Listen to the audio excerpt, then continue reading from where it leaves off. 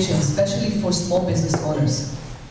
Because, you know, unfortunately we cannot kill our competition, right? Sometimes it's kind of tempting. But the way to really win it is, so if you ask yourself, and let me read it so I'm kind of doing it the right way. So the topic for today is, why should I do business with you? For over 36 years, our speaker, Gary McKinsey, has worked in small businesses. He opened his first business in Modesto, the city where he was born. When Gary does get out of Modesto, he enjoys traveling around our wonderful country. One favorite activity that he likes to do is camping and hiking in our national parks. When traveling, Gary always makes it a point to stop and visit with small business owners, and is always curious as to how they answer the question, how do you market your business and stand out from your competition? When he began to build his own business, he soon realized he looked and sounded just like his competition. He vividly remembers a prospect asking him, "Why should I do business with you? What will you do differently for me?" This question sent him to a lifelong journey, to constantly be looking for ways to stand out from his competition and to work with his clients to stand out. In his presentation, he will pick up tools you can use to answer the question, why should I do business with you? So with that, let me welcome Gary McKinsey here to stage.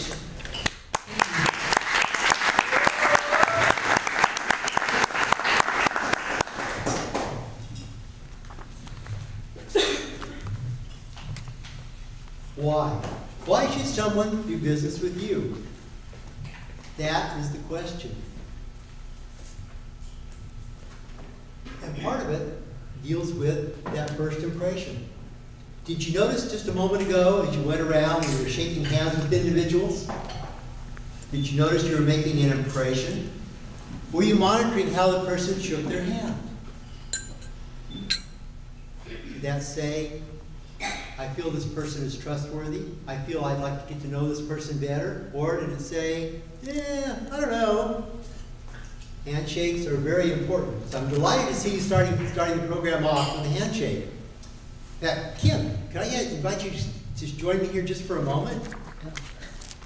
Sure. Sure. We'll talk about handshakes just for a moment, because when you meet people, they immediately are making a decision, a determination. Do they think they like you? Do they think they want to get to know you? So, if I met Ken, I said, "Hi Ken, I'm Gary." Right. What's the message there? Weak. Weak. You think you want to get to know me? Yeah, probably. So it's very important. Now I'm in handshake, palm kind of up like this, with eye contact, smile. Hi Ken, my name is Gary. Yeah. Hi, I'm Ken. I'm Ken. Pleased to meet you, Ken. Likewise. Now, did you notice? Firm handshake? Yeah. Firm handshake. And we just shook, we didn't pump the arms like that. It was just a nice handshake. But it says, I think I'd like to get to know Ken. I think I trust Ken. Correct? Yep. Yeah. It makes a world of difference. Yes, it does. Yes. Hey, thank you, Ken. Sure. Give him a round of applause.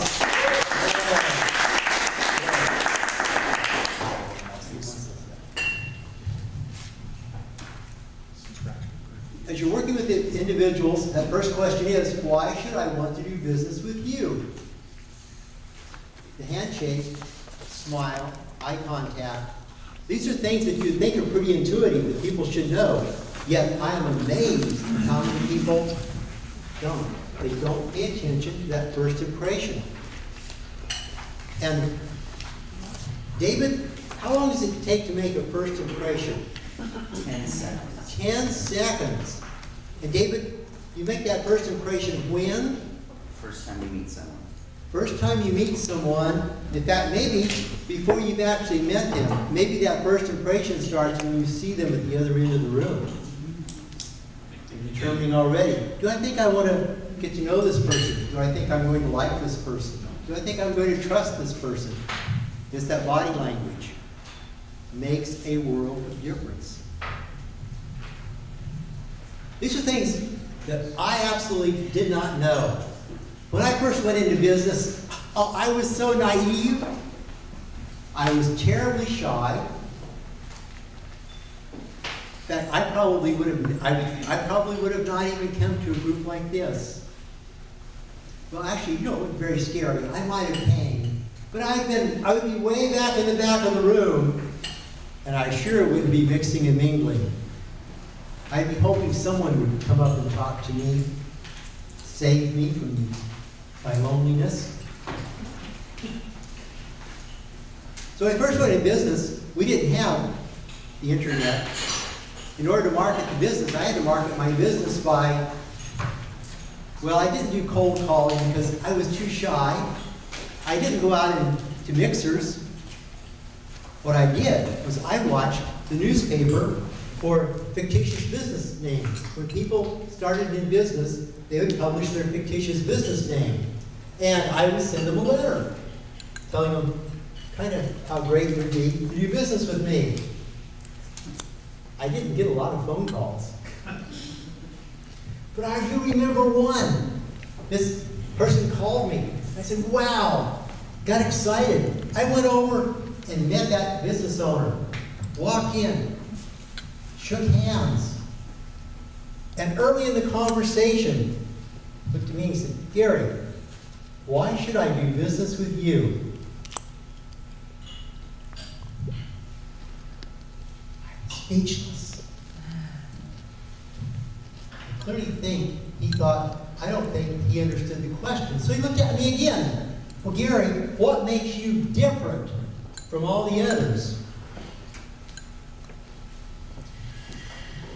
I didn't have a good answer. I looked and sounded like all the others. There was nothing different about what I did. Needless to say, that prospect did not become a customer. But that started me thinking, okay, Gary, how are you different? And not too long after that, as I was driving, I was listening to a cassette. There's a few people in here that might not know what a cassette is. It's a little plastic, well, you don't Google it. You can Google it and get it. We didn't have CDs or MP3. We had cassettes. So I was listening to it. And I was listening to Brian Tracy.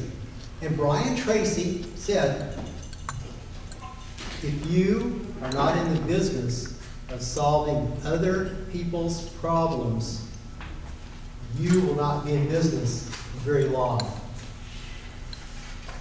If you're not in business of solving other people's problems, you're not going to be in business. That started me thinking, I never thought about myself as a problem solver. So I began to think about that. What problems do I solve? I'm going to ask you just to take about 5 seconds here to think about your business. What problems do you solve?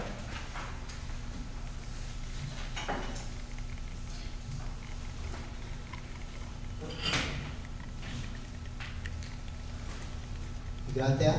What problems do you solve? Now, as you're thinking about that, I'm going to ask you to visualize with me. Actually, I'm going to ask you to do 3 things.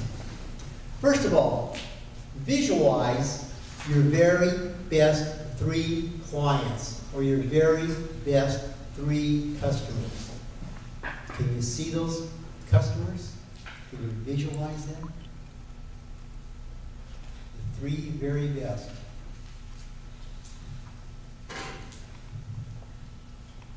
Now, can you hear them? You can see them, you can hear them. Can you hear your 3 very best customers or clients talking to you?